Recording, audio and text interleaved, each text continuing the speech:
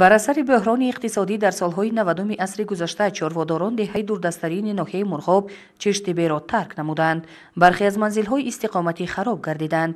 Аз аввали солҳои 2000 бархе аз чорводорон ин маконро ҳамчун чарогоҳи зимистона истифода намуда истоданд. баргашти ҳаёт ба ин деҳа ба яке аз маскунони он Майрам Ҳақназарова вобастагии мустақим дорад.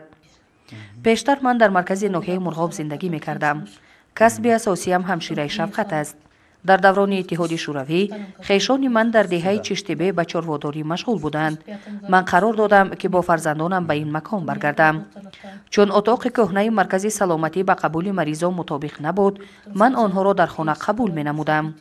айни ҳол дар ин ҷо 9 хонавода ҳастанд. онҳо дар дараҳои гирду атроф ба чарондани чорво машғул буда бо кори зарур ба диҳа меоянд. аз маркази ноҳияи Мурғоб дар масофаи зиёда аз 100 километр дуртар ҳастем. мушкилоти асосии мо надоштани алоқаи телефонӣ, мактаби ибтидоӣ ва маркази ободи тиббӣ мебошад. дар давоми 9 соле ки ман дар ин ҷо истиқомат мекунам, дар шароити хона таваллуди 7 нафар кӯдакро қабул намудам. чун дар моҳи январ дар тамоми ҳудуди вилояти мухтори Кӯҳистони Бадахшон мактабҳои таҳсилоти ҳамагонӣ таътили зимистона доранд, фарзандони Майрам Ҳақназарова аз маркази ноҳияи Мурғоб ба пеши модарашон омаданд. дар ин муддат онҳо дар кори рӯзгор ва ҳатто қабули маризон ба модарашон ёрдам мерасонанд. вазифаи асосии Майрам Ҳақназарова аз рӯи гуфти худаш расондани ёрдами тиббӣ ба чӯпонон мебошад ки дар дараҳои Чиштибе ба парвариши чорво машғуланд.